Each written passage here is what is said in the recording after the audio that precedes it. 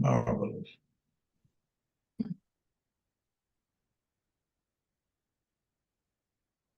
All right, are you able to see my screen? Yeah. Yes. Okay. All right. You're good. Yeah, it's perfect. Continue to share. All right. All right. So, good afternoon, everyone. Thank you so much for giving me this opportunity to present at your meeting. I'm Dr Farooqi. I'm one of the trauma EGS faculty at Staten Island University Hospital, Northwell Health. This case is discusses a hollow viscous injury following blunt trauma. So we'll find out more as we go along. Our patient is a 75-year-old female with a previous medical history of schizophrenia and a group home resident. Was involved in a motor vehicle collision accident and presented to ER with complaint with just like for initial as a level 2 trauma activation. Her primary survey is for she was alert, she was able to speak, there was no signs of airway obstruction. Bilaterally, she had good chest wall movement with symmetrical, breath sounds were audible as well. She was normotensive, had normal heart rate. She at baseline she's ANO times 2, but her GCS was full, and on exposure, the only thing significant was a seatbelt sign. On the secondary survey, as I mentioned earlier, ANO times 2, so she knew her name, she knew the place. She kind of like told me a little bit about the injury. There was no head trauma, so wasn't suspecting anything unique. There was no pain on abdominal exam, and her vitals were checked again within normal limits. We did a chest X-ray, which was negative for traumatic injury. Pelvic X-ray was also negative for traumatic injury. And then these are the images on the FAST. I hope everyone can see it. So there was no free fluid that we could appreciate. So I guess at this time we have a patient who is presenting after this high-risk mechanism, had a seatbelt sign, but no symptoms. My first question to my class was, what is the next step that you would like to do? Or is there anything additional that you would like to do in this patient for workup before we send the patient, before we decide the disposition? So the response was obviously, getting a CAT scan. The CAT scan was significant with some, like subcutaneous fat stranding. Are you able to see my pointer? Okay. Yes. All right. Yeah, perfect. So a little bit of subcutaneous fat stranding, but nothing remarkable. Like no intra-abdominal injury, solid organs were fine, everything was fine. So at this point, the question for the trauma team was, what do we do with this patient? Should we send her? Where should we send her? To the floor or back home? And I guess we should have a discussion regarding first of all, the signs of a hollow viscous injury in these patients and the disposition. What is the next plan of action? All right. Shall we start with you, Dr. Untracht? Certainly, that's fine. So, you titled your presentation suggestively, and this patient, presumably she was the driver, is that right? And No, she was a passenger. She was passenger. the passenger. Yes, okay, and she was wearing the seat belt, and you have the seat belt sign, and on that section on the CT scan, you have the CT equivalent of the seat belt sign, subcutaneous stranding, but also that it looks like a multilocular collection of there's no scale here, but it's 2 or 3 centimeters and probably tender, and but everything else looks fine, and we don't know how fast the car was going, any other severe injuries, but that's an ominous sign, especially a patient with chronic schizophrenia. But even without that, I would not send this patient home. I would watch her, and the CT scan is early, the EFAST is early, and I would at least watch her in the hospital, repeat the FAST periodically within an hour initially, and several hours, every several hours after that, looking for free fluid. If you have a combination of free fluid and bowel thickening, that's a good sign for for hollow viscous injuries. So look for those things, but certainly would not send her out at this point. All right, Dr. Rodriguez. So following the same line of thought from Dr. Untracht. Yeah, I know he has said everything I was going to say, but in addition, I would like to ask you, Yes, can sir. you don't describe very much about the physical examination. You say it was okay, but there was no rebound, there was no peritoneal signs. And I guess this patient is a little bit, there is a factor here, it's very important. He is not reliable if he is schizophrenic, probably. He's probably close to me, not reliable talking. So I will not trust what he's telling me. This is maybe something in addition to the stranding, in addition to that, we don't see free fluid in the abdomen according to FAST. I'm not that good in CT. I came from generation in shock trauma with Dr. Mervis, superstar radiologist, read for the CT 24 hours a day. So there is no fluid in the abdomen, but this is stranding. There is no injury, intramural injury of the small bowel. I guess, I don't know, that's described. So this patient definitely need to be admitted, for clinical evaluation, And these days, when they do even non-operative management of stab wounds of the abdomen with the bowel, and even in gunshot wounds, non-operative management, definitely this patient needs to be admitted and follow up clinically. And I'm sure I don't want to go forward. I'm sure the question is how long you're going to keep this patient in the hospital. Then I told my bad stories, but I'll tell you later what happened. All right. Yeah. That's great. So Dr. Kasim, are you with us today as well? Are you able Yes, to? I am. Perfect. Can you hear me? Yeah, we can. So, Dr. Kasim, Okay. I wanted to ask you a question more about maybe the mechanical side of this impact, because I'm a little bit concerned of this patient being 75 years old, and despite she has some fat to protect her, probably her muscles from they are not very good in absorbing the impact. So would you make any recommendations for people who are seeing these patients in the ER, in the elderly population? Any suggestions, any aspects that we might need to be very attentive of when we are dealing with these patients? Good point. Yes, as you get older, you lose your muscle mass.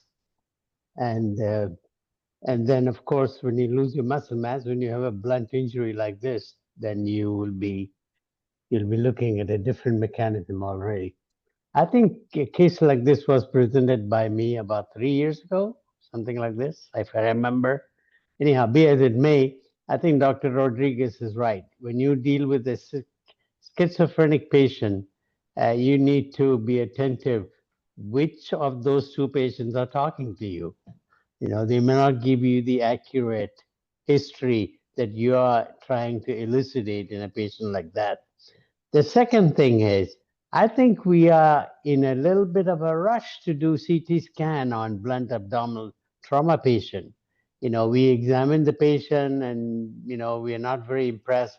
Well, maybe we should do a CT scan so that the CT scan will tell us what's wrong with the patient. I think that's a wrong attitude, in my opinion.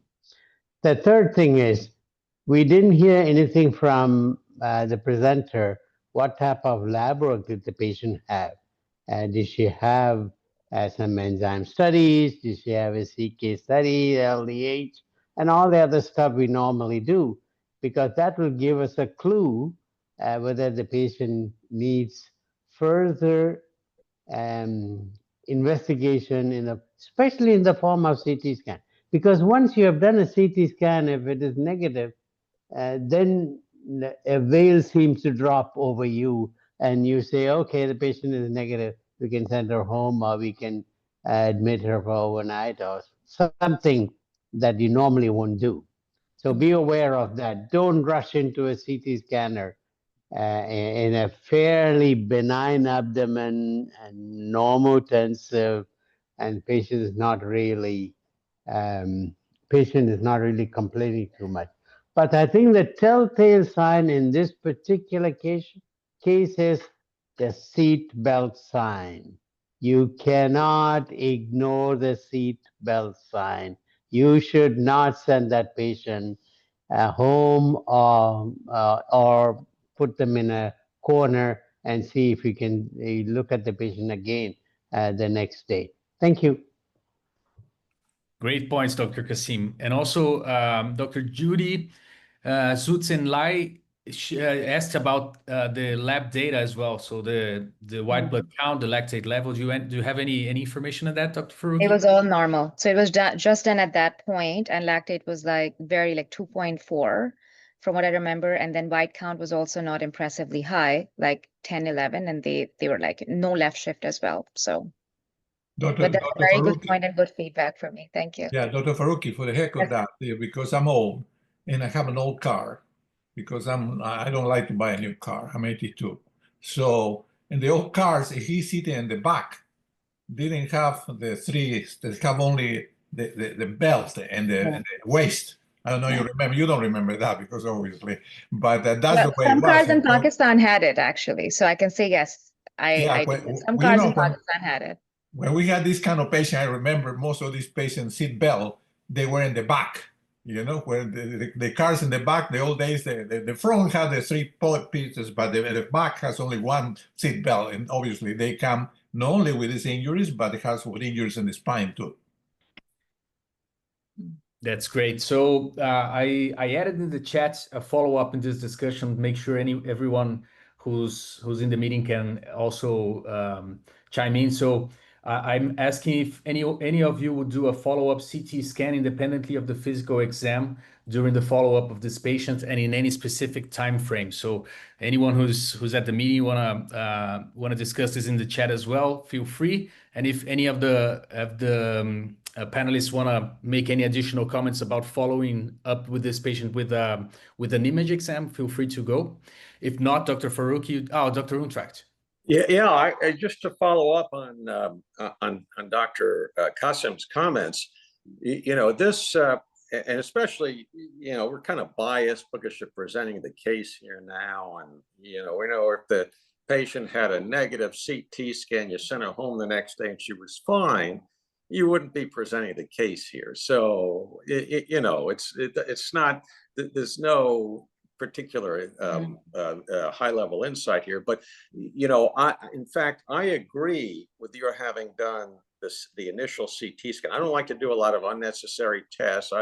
You know, if I order a CT scan on a patient with abdominal pain, it's, you know, I like to see it come back and show something positive, you know, that you just don't get negative CTs. But because the patient had that positive sign, and you know, that's ominous, and if she does develop an acute abdomen while she's being observed, and the next day she has a pneumoperitoneum, you have to operate, then all the naysayers are going to say, well, why'd you know, she had a perforation. How do you know she didn't have it when she was admitted?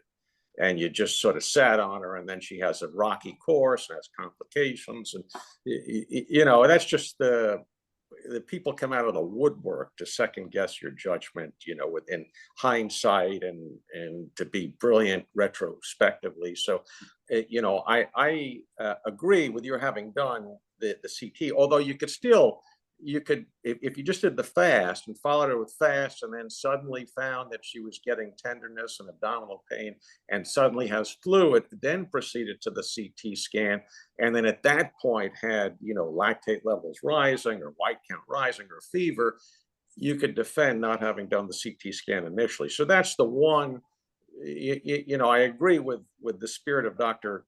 Kasim's comments. That's the one reason to do the CAT scan, and you know, in this sort of adversarial environment. But before sending her home, I would be sure repeat the exams, repeat the white count, and you know, the CBC, repeat the fast periodically, including before she went home, and possibly even repeat the CT scan to show, because if you did the CT scan, suddenly there's fluid, but she's feeling fine, I would still keep her, look for signs of bowel thickening, and depending on the social circumstances, whether she had somebody that can be responsible for her, bring her back, for follow-up, then perhaps you can let her go home. If you thought she'd get lost to follow-up, then by all means, keep her, repeat the CT scan and possibly keep her further, or do a laparoscopy or laparotomy if she had worsening signs. Yeah, I would like to allow.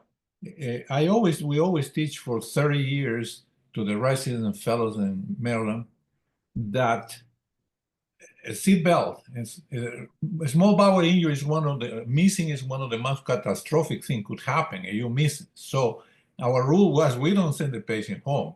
I give you a story in the hospital there in Maryland, in Sinai Hospital, many years ago. There was a patient. The story is that he came, seatbelt injury, complaining abdominal pain, but there were so many patients they couldn't see him for hours. When finally the ER guy went to see the patient, he didn't have any pain anymore. Pain was gone. And that's the problem with small bowel injury sometimes, that the patient is there, then they disappear for a while, and then come back catastrophically. And that will happen. The patient was sent home because I'm fine. I don't have any problem. I don't have any problem. He didn't have any problem. But initially he had pain. So he was sent home, the patient come back with a perforated bowel. So we teach that when you suspicious bowel injury, it can change the pain. This is my experience. It can change. I don't know what was written about that. Maybe it's something common in bowel injury that patient can be initially and for some reason get better or disappear. Another case, the patient was for a week, or 3 or 4 days. He was hungry. We give him beans and everything. He was fine. And the way home, when he is in the wheelchair, he has a cardiac arrest. The autopsy shows he has multi-perforation of the bowel. And this is a CAT scan done in the Intergalactic Shock Trauma Center of the universe, So, what I want to tell you, I think this is serious business. Small bowel injury can be messy. Pay attention or be careful. Don't send the patient home if you have any question. And just before we move on, I just want to make a quick question for you, all of you, about timing. So, what's the minimum amount of time that you need to keep the patient in the hospital for observation before deciding to do additional imaging tests or send the patient home? Dr. Untracht. Yeah, that's actually a good question. I don't know if there've been any a good retrospective study should be able to answer that. How long after admission do these patients present with perforation? Just sort of based on my own experience, patients will go. I've had, as a resident, patients that were sent home and then wound up coming back with worsening pain, and it was 24 to 36 or 48 hours afterwards. So, you can keep them 12 hours if they're fine, and possibly do a repeat CT scan before they go. Be sure you explain to them the risk that this might happen, that they, if they start to get abdominal pain, come back immediately because it might mean a perforation, then it's okay. I don't think if somebody has been there 12 hours or overnight, they're fine.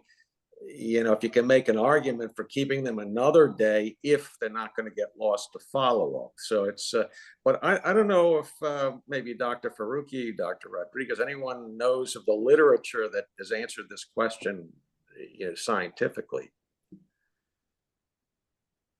Well, Dr. Rodriguez, Dr. Kasim, do you know about it?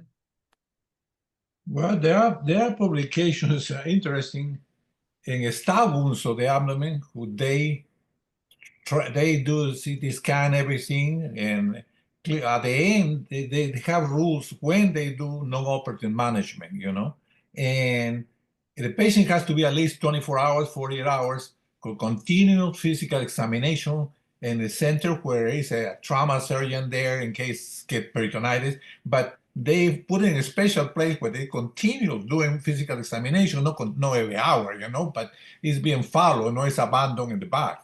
In that circumstances, they give 48 hours, 24 hours. The people I call him Ipanema, Dr. Inema, Demetriades, Inaba, Kenji, they are more aggressive, they even let you home. I don't know if they let it go or the migra coming and the guy ran away because the migra is coming, and they never know the patient died in Mexico. But that's another story, you know. So I think again, you have to be very, very, very, very sure that the patient has been followed very well for 48 hours. In my case, we keep it a couple of days, you know, following, and then it's in the home.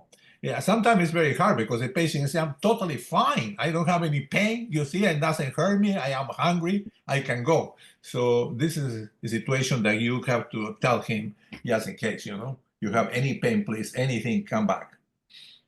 Dr. Kassim, do you have any specific protocols to follow in these cases?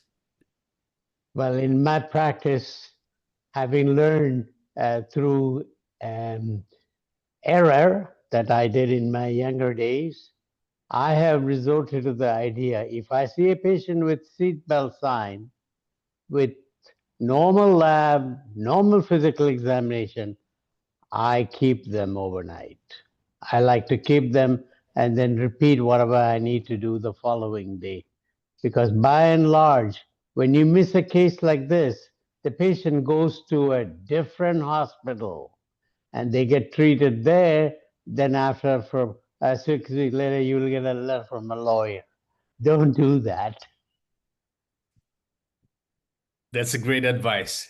Dr. Farooqi, I think you can move on. Thank you. Okay. So, can everyone hear me? Yes. Yeah. Okay, great. So the patient and the patient and the caretaker, they obviously were fine. They didn't want to stay in the ER for long. So they waited there. Not me, but the team, the looking after, they did another serial exam, saw oral tolerance, and the patient insisted on going home. So she was sent home later in the day. She came in earlier, later in the day. So it was like, I think around 6 to 8 hours of observation. Oral tolerance was fine. Another exam was fine. She was doing okay, but no repeat fast or any imaging was done. So then we move on to the next part, which is the return to the ER. The patient presented almost 3 days after the initial presentation with complaints of increasing abdominal pain for 1 day, decreased oral intake. On exam, her vitals were within normal limits. Her abdomen was soft, sometimes soft, but like she wasn't really able to. She was voluntarily guarding in the beginning, then she started to like having rebound, and she was peritonitic. There was leukocytosis. Her lactate was 3.5, I think, and she was hemodynamically stable at that point. We knew the previous history, so the decision was made to proceed with a CAT scan. And the CAT scan, we found that there was pneumoperitoneum. So at this point, we spoke with the patient's guardian and decided to proceed with OR. She was taken for an emergency X-lab. Intraoperatively, we found there was feculent peritonitis. Initially, we ran the bowel, looking for, a small bowel injury. We found that there was a small bucket handle, injury, but there was no evidence of ischemia, bowel ischemia. So it was like bowel was fine, it was viable, but just like, a tear in the mesentery. We were not satisfied with this because we wanted to know where the feculent stuff is coming from. So we saw that there was retroperitoneal air on the left side, and we took the line of toll down on the left side all the way up, mobilized the left colon. Spleen was fine, and then we found that there was a more than 50% of sigmoid colon that was injured. And at this point, I would stop, and I think there's a lot to discuss here as to how are you going to proceed with management of these injuries, and then we can take it from there. That's great. Dr. Rodriguez, wanna Yeah, you gotta get me. In my old days, probably this patient, we do the repair, the thing, like the bowel repair or whatever, and then I do a sigmoid a colostomy, a colostomy. But what the study showing now, they even with the patient with a bad injury of the colon, you end up doing final repair, and I don't know. I'm telling you, I'm an old guy, so I probably that's what I would do, you know. However, you know, we know the complication, particularly in older people and all the, you know, the complication of colostomies. I know the numbers, you know. In these days, the residents learn numbers. They know numbers, but they never have been in the situation. We have been in the situation. So that's what I would do. Although he's an old person with some metabolic problems, you know, correct? This wasn't one indication to colostomy, in addition to all the things, has an infection already there, peritonitis. I don't think I will tend to do big cavalier, despite the literature, they don't care. They always do, just find out, repair and repair. So I will do colostomy. I did the injury, address the injury, and do whatever it's called, you know, do a colostomy. That's great. Dr. Kasim, so it seems that considering this line of thought that Dr. Rodriguez just brought us, it seems that the current literature talks about the risks that you have in terms of balancing which patient should gain a colostomy and which one should get a resection with an anastomosis or just a simple suture of the colon. This specific patient tends to show different options here. Like, I mean, different things to think about if we would go with the literature, or if we are going to follow a different path. So considering everything that you're seeing here in this scenario, what are your thoughts? What would you think about doing? Okay. Well, what's her name? Dr. Najiha. Dr. Najiha. Yes, sir. Very nicely told you. Dr. Najiha very nicely told you the patient has a mesenteric injury. You know, in other words, there's devascularization of the sigmoid colon, and that's the reason why the sigmoid colon perforated. And then you have fecal peritonitis. So if you have a devascularized segment of a colon, and if you just go and put 6 stitches and close the hole and call it a day, you're looking for trouble, period. Number 2, if the patient did not have devascularization of the colon, say the patient had a bullet injury or something like that, that's a different kettle of fish. You know, you will probably repair it and then call it a day.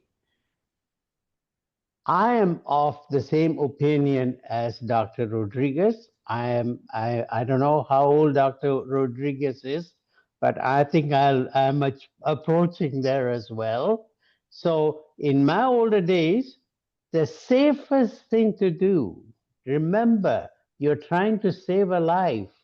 The safest thing to do would be a Hartmann resection. Now you will do a Hartmann resection and do an end colostomy and come back and put it back together in 6 weeks or 8 weeks time. But nowadays that is frowned upon. These young guys, they don't care any of what the older people did in the 80s and 90s. And now they do primary resection with a primary anastomosis, which to me sounds very good.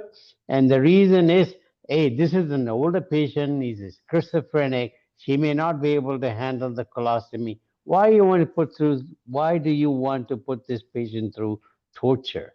You know, go ahead and do an anastomosis and get it over with. And the patient, more than 90% of the time, the patient will heal. And if 10% of the time, if she leaks, then go back and do whatever you have to do. I understand that, but that is yet another operation for the older patient. If you want to play it safe, the best operation is a Hartmann. If you want to be a heroic and cavalier like Dr. Rodriguez says, go ahead and do a resection and do a primary anastomosis. And, and some people will do a primary anastomosis and protect it with an ileostomy. There's another way to go as well. So there are several ways to skin a cat in a case like this, and you have to do what you are comfortable with. Thank you. That's great. Great options. Dr. Untracht, considering everything that has been said, what about doing, would you consider doing this as a damage control surgery, like resecting and keep the patient with an open abdomen to come back to try anastomosis, or would you do a Hartmann procedure or any other forms of treatment? Yeah, so to answer that question, that would depend on the patient's condition. It sounds like she was home, brought back in, not in shock, making urine. The lab data didn't show severe acidosis, and she didn't look like she was in very bad shape constitutionally. So I don't know that I would do damage control, but just to pick up on what Dr. Qasim said, and I don't know what the colorectal surgeons are not trauma surgeons unless they, they can explain the rationale in the context of trauma. I know they do now primary anastomosis is unprepped bowel, or they do things on the table to clean out the bowel if it's in bad shape. But this patient was perforated 48 hours after the trauma. And that's been my recollection, that when patients come back, it's usually a couple of days afterwards. And it's usually with a small bowel perforation. So just, not having been there looking only at your description, it seems like the bucket handle, he said small bucket handle. So really the small bowel was not devascularized at all, that there was no, and when they perforate, it's usually right at the center of the bucket handle, because that's the most ischemic part on the anti-mesenteric side. That's the part that's got the most minimal blood flow, and that's where it perforates. So, and sounds like she didn't have anything like that. She had a small area where at the mesenteric border, there's a little bit of mesentery that had been stripped away. And that, I agree with you. You don't need to do anything for that. Just stop any bleeding. You said sigmoid, 50%, greater than 50% diameter sigmoid colon. And I'm not sure why you had to take down the white line of Tolt to see that. Was it at the proximal retroperitoneum?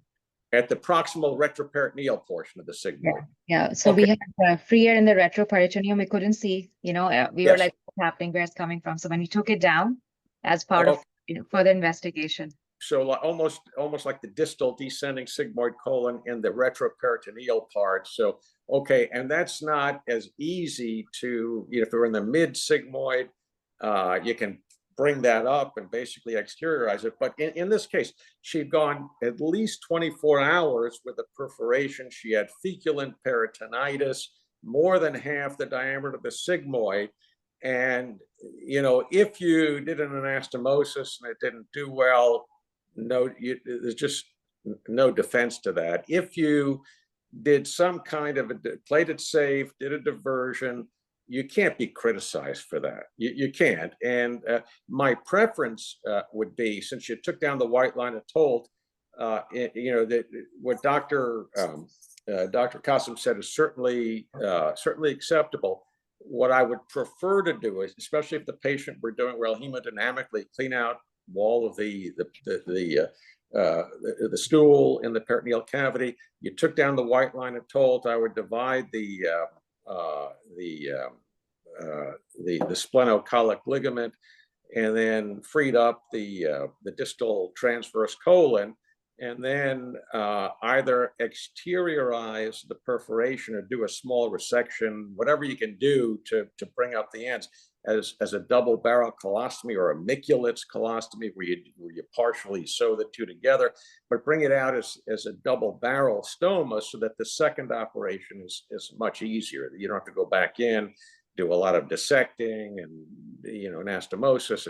It's a much less invasive operation that can be done at the skin surface mostly, and without having to worry about intra-abdominal adhesion. That would be my preference, but you can't go wrong doing a Hartmann procedure, although technically it wouldn't be a Hartmann without resecting all of the sigmoid between the area of the perforation and the upper rectum, which I don't think you need to do that. And if you can just answer, why was she perforated there? So there was no devascularization of that segment. The mesentery would not have been disrupted, because the blood supply is from the the left colic, and that's retroperitoneal. So it sounds like it was just sort of a blowout, something that was she had a pocket of gas there, a stool, and then there was maybe like bruising of that part of the bowel that just necrosed and perforated 2 days later. It sounds like that's what happened. Kind of unusual, but obviously happened. It can happen with this kind of an injury, and 48 hours. But so there you go. Awesome. Thank you. Very good comments. Dr. Farooqi, Yeah. you can move. So you want to know what we did? Yeah. Yeah. I know. You know what you did. We did a Hartman, or rather, not technically a Hartman, because we didn't, as you said, we didn't have to go all the way down. So we just mobilized all the way to the splenic flexure, gave this patient an ankylostommy. We did think about, having her have another procedure coming back, but then the counter argument was that this patient is not that reliable. This is going to be a high-risk, high-stake procedure if we give her an ostomy. If we give her primary anastomosis, maybe give her diversion.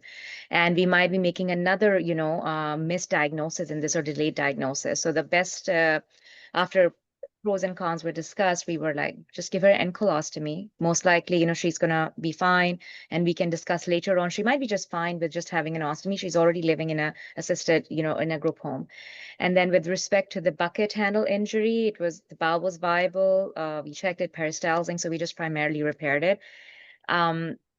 Patient hemodynamically was stable intraoperatively. We left a couple of drains though, just post-operatively in case there was. We primarily closed her. Drains were there, and then she did well post-operatively. Was actually discharged in post-op day 5. So that's the end of this case. That's great. So did you see her in the clinic afterwards, or? She was smiling.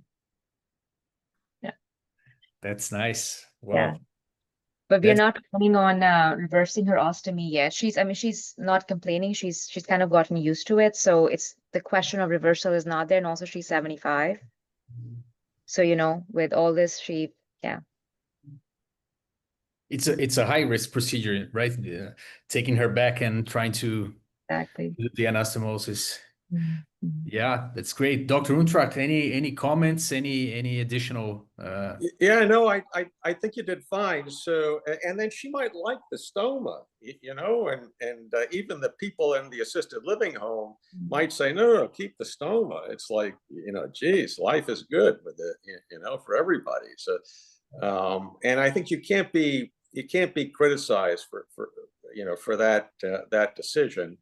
That's certainly a good option that you took advantage of. These days, with any kind of operation, whether it's surgical, military, you can do things perfectly, and you get all the naysayers coming out and criticizing what you do, and whatever. So, and I think to keep somebody. Dr. Rodriguez says this. Maybe some people you do need to watch for 48 hours for the bucket handle injury, because that's that makes sense. And in this case, your management was fine. I'm sure they were well aware, and she was an assisted living home, so they were people that would watch her and bring her back. And I think everything worked out fine. Did you, before she went home, did you do any repeated imaging, either with ultrasound or CT? No, so we usually, in our group, we have if it's a high-risk patient, we do a repeat CAT scan. If the patient stays for like a week, then I'll do it at a week. Or when they come back, we do a repeat CT scan for them. And repeat CT, just to keep there's no data to suggest it. There's some anecdotal, evidence here and there, but it's just to keep an eye on some possibly developing collections. Yeah, and I think even in this case, it likely would have been the same, because really, when you get a perforation, most patients remember when they get, because it's like a bomb goes off, and they remember exactly what they were doing when it happened. And, and this was 2 days after, so the 24 hours or 36 hours after she went home. But classic case, well done. And, I think all the judgments were fine. Yeah, it was really interesting. Dr. Kassim, any final thoughts? Well, she played it safe. which is what you're supposed to do as a surgeon, you know. And I wonder what a colorectal surgeon would have done in a case like this. And I bet they will do something quite different. And they would be heroic, and they will do a primary anastomosis. You know, the literature shows there's an appreciable mortality in reversing a Hartmann. I mean, a true Hartmann, where you staple the upper end of the rectum, and then you have to dig it out and do an anastomosis. And sometimes they leak, and patient has morbidity as well as mortality. I think the pearl that I would like to give today is, when you see a patient with a seatbelt sign, please keep them for 48 hours and re-examine them. You know, I mean, it'll be worth it instead of this coming back and having regrets. That's all. Well, they did very well. That's exactly what I would have done. I would not do any double barrel, etc. Just staple the distal end and proximal end colostomy. What I usually do is I take the distal end and put 2 sutures in each corner and tack it to the anterior abdominal wall so I can find it easily when I go back. I don't have to keep digging everywhere. Well done. Sorry, I missed the whole thing because I have a trauma here in my home. My Oh. 57-year-old son, who is living now with me because he has amyloidosis and lost 100 pounds, lost and collapsed and hit his head. So I had trauma here, you know. I'm And so sorry. and of course, when you are a father, you don't think like a doing trauma, you know. He didn't need a colostomy, obviously. But one of the things I reading literature recently, they find out that many colostomies done, the reversal time, they tell you ideally 6 months, but they find out there is a big proportion of people never reverse the colostomy, you know, and particularly old people, they don't really keep the colostomy there. However, the young people obviously want to reverse early because they don't want to have a colostomy, you know.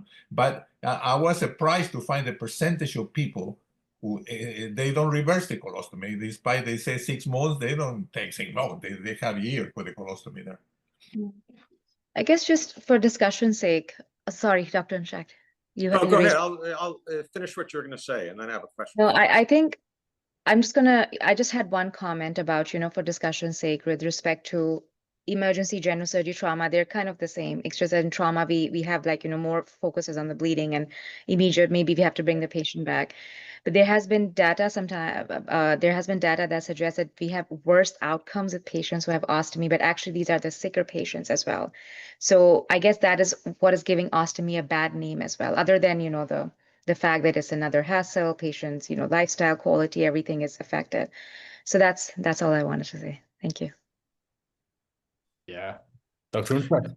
Yeah, well, just lots of people have, young people get colostomies for a lifetime. It used to be patients with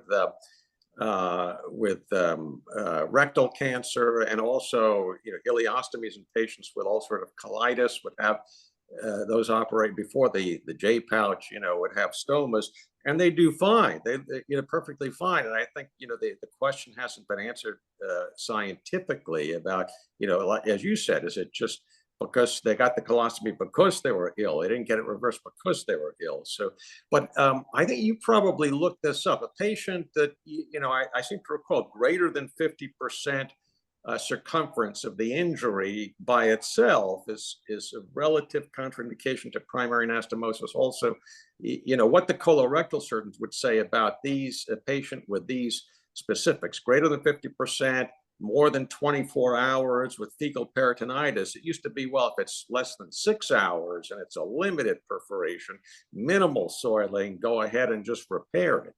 Do a primary repair. But you probably looked this up. What would the colorectal surgeons say about this, whether or not this is appropriate for primary anastomosis? No, I will say not this patient, but I had a similar, this was like after hours, but I had a similar case presented with colonic perforation. It was an emergency surgery case. And the patient, we cleaned up the belly, everything was fine. my colorectal colleague actually suggested doing a diverting ostomy in that patient and said that it's going to, because of the whole inflammation, it was very challenging to do to do dissection in the pelvis. That can do more harm than good, as we have already established. So they recommended that I do a diverting ostomy in that case, and then let, you know, the perforation heal, whatever, and then come back again. So Yeah. coming back to it, the inflammation, duration, fecal and peritonitis more than 24 hours, more morbidity, possible more injury from proceeding further, you know, trying to like get the perfect edge, perfect this, and adding more time to the case as well. Emergency case in a patient who is already like geriatric population, baseline health might not be that best. This is all these factors have to be weighed in. And I think even they were like, you know, fine, if ankylostomy is there, it doesn't matter. We'll come back 6 weeks, 2 months, 3 months. We'll do it. With that patient with the primary disease was what, perforated diverticulitis, or what was Also, she had a perforation after she was getting a colonic in a spa. a colonic? A lavage in a spa. So it's like a new thing here that they just like clean everything up. They give you an enema essentially in a fancy spa. And Spa, in a spa. Okay. Yeah, in a spa. Done by non-physicians or? Yeah, I think so. She obviously she didn't divulge any more details, but she came with like septic shock Yeah. 4 days after. So by the time I went in. All right, very good. Yeah, so much for those enemas. There you go. They need to put her in one of those commercials, those testimonials, and say, "Yeah, I had the enema. I did great." And then "Yeah, I had the enema. Guess what?" Jeez. Yeah. All right, everyone. Very, very interesting meeting. Thank you very much, Dr. Farooqi, for bringing this case to the meeting as for the discussion. And I think that Dr. Untracht's, Dr. Rodriguez, and Dr. Kassim's comments were perfect, and I think that we learned a lot in this meeting once again. So thank you everyone for joining. If you're interested in presenting more cases, or if you're starting this presentation, if you want to start to present cases, just send me a message and we'll schedule a presentation for anyone who's attending this meeting. And Dr. Untracht, Dr. Rodriguez, and Dr. Kassim, thank you very much for being the panelists once again in this meeting. Thank you very, very, very much. And I hope to see you soon next week on our next meeting. Thank you very much. Dr. Farooqi, can I ask you a question? This has nothing to do with this meeting. Yes, sir. Is this hospital Statling Island University? I think it's the hospital that I applied to be director of trauma there many years ago. Yes. There was the older person famous, the professor, the teacher, Dr. Scalea, became the director of trauma. A very famous name in trauma. And there is there a fellow who was a fellow of shock trauma, still there? What's the name of one of the trauma attendings? So we have had a very high, turnover. Catherine. Will not be here. There's Dr. Atanesov, who's there from older No, times. no. Not him. Okay. Anybody else? Any other attending you heard? We have Dr. Steinbrook. We No. have, yeah, that's one of the older ones that we have. No, he's not at all. He's not my generation. He's Okay. the guy who is there must be in the late 40s or 50s, the early 50s. No, I think they left. They left. Okay. Yeah. Well, I'm glad I didn't go there because I wouldn't last very long. The doctor is a famous doctor. They became attending chief of trauma. He's the professor, teacher of Dr. Scalea. He's famous in New York. Wrote books and Shafrin. Is it Dr. Shafrin? Shafton, yeah. Shafton, yeah. He is obviously a long time ago. I always think that happened. You know, when you get old, you think happened months ago. If you're talking about 20 years ago. Okay, great presentation, Dr. Farooqi. Thank you. I appreciate everyone's feedback and hope to see you again. Thank you. Come back and show us more. Absolutely. Happy to. Great. Someone asked, Dr. Harris asked about the CME credit. Please just send an email to Gladys. She can help you with that, and she'll probably send email for everyone to get the CME credits that you want. So that's it. Thank you, everyone. Bye bye. Yes, See you next and Monday.